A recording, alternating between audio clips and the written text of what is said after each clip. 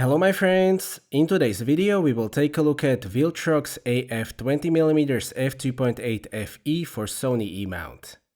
Viltrox has recently released a couple of lenses intended to provide full-frame results on APS-C. This time it is the other way around because they are releasing a full-frame lens with APS-C size. 20mm is a very popular focal length nowadays.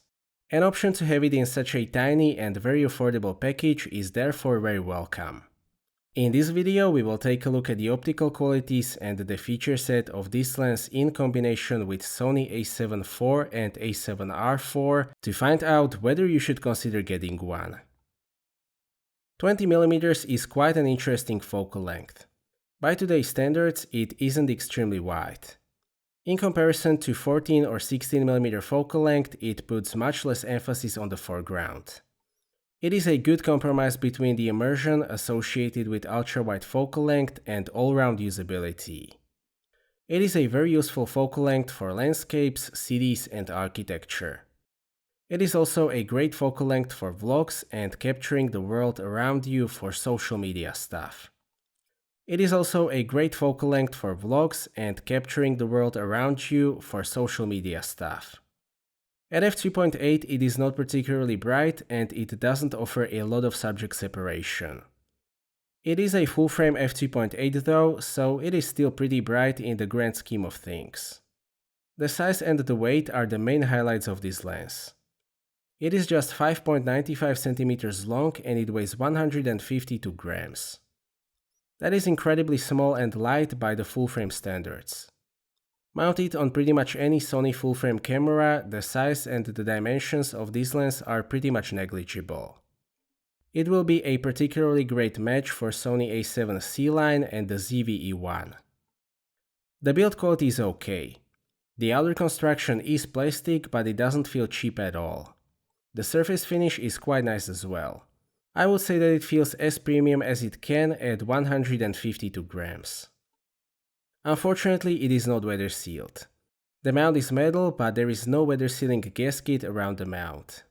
At this size, I can live with that, but keep it in mind. It uses 52mm filter thread, which is a standard size, but you will probably want to buy some step-up rings and use larger filters. A plastic lens hood is included in the box. It is very shallow, even for an ultra-wide lens, but I actually like that because I can keep it on all the time and use it mainly for protection of the front element. The segment about the controls will be very short because the only control element on this lens is the focusing ring. It is more than sufficiently large despite the size of this lens. It is a focus-by-wire system of course, but it has a very nice amount of completely even resistance. It is speed sensitive, but I was still able to get repeated focus pulls with no issues. So how about the image quality? I have tested this lens with a fairly demanding 61 megapixel sensor in Sony A7R IV to find out where are the limits of this lens. The central sharpness is excellent right from f2.8. The contrast is very solid as well and I don't really see any diffraction. That is a great result for such a small lens. You will get the same image quality in the center of the frame at f4, f5.6 and f8. There is a tiny bit of diffraction at f11, but it is still completely fine to use.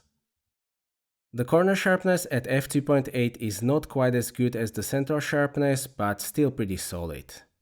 The contrast is a bit weak and there is a bit of noise, so I suspect that there is vignetting compensation going on.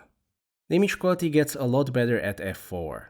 There is less noise and more contrast. The image quality is very similar at f5.6 and f8. There is again a little bit of diffraction at f11. I am happy with this image quality. Considering that this is an ultra-wide full-frame lens weighing just 152 grams, I would even say that it is quite impressive. The central sharpness is great and if you need solid corner sharpness, stop down to f4 or f5.6. The real-world images are also very nice.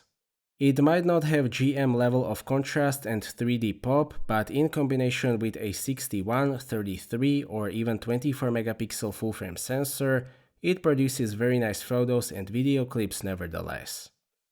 I can't talk much about profile corrections at the moment because it probably uses beta firmware.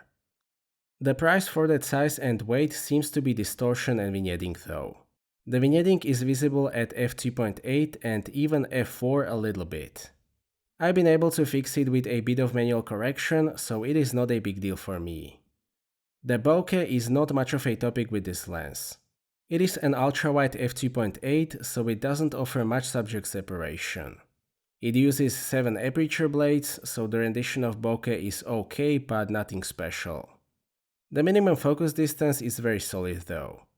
It can focus as close as 19 cm, which translates to 0.17 times magnification.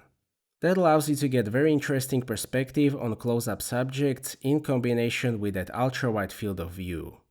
Close-up image quality is solid, but you need to stop down to get maximal close-up sharpness. Viltrox has figured out Sony autofocus a long time ago, so it works as well as with Sony lenses. Besides that, it has a very easy job at its focal length and aperture.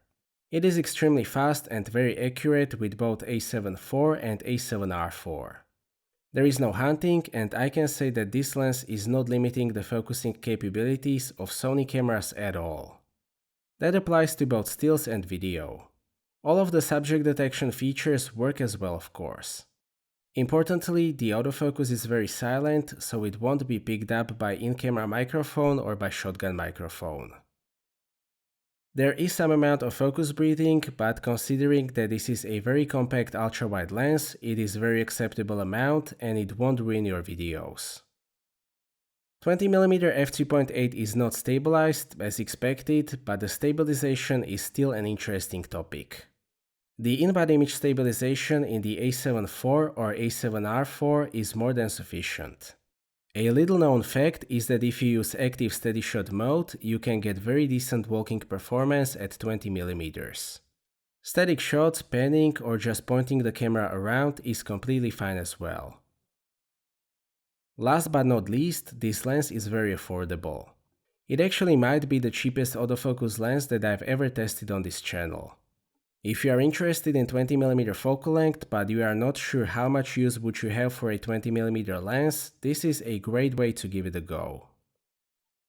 To sum up, Viltrox AF 20mm F2.8 FE is a great little ultra-wide lens. It is not necessarily striving to achieve optical greatness, but still provides very solid optical performance. You will always get great sharpness in the center of the frame, and if you want sharp corners, you only need to stop down to f4 or f5.6. The biggest highlights of this lens are the size and the weight, and also the ratio between the size, optical qualities, and the price. That ratio is excellent. Probably my only complaint is the lack of weather sealing gasket around the mount. If you are interested in 20mm focal length and you want to give it a try, I can highly recommend Viltrox FE 20mm f2.8, especially at that price. So that's it for this video, thank you for watching, I hope that you liked this video and that you found it to be useful. Stay tuned for more videos and maybe consider subscribing if you don't want to miss my future content. I appreciate your feedback in form of thumbs up or thumbs down. If you would like to ask anything or share your opinion, please do so in the comment section, and see you next time.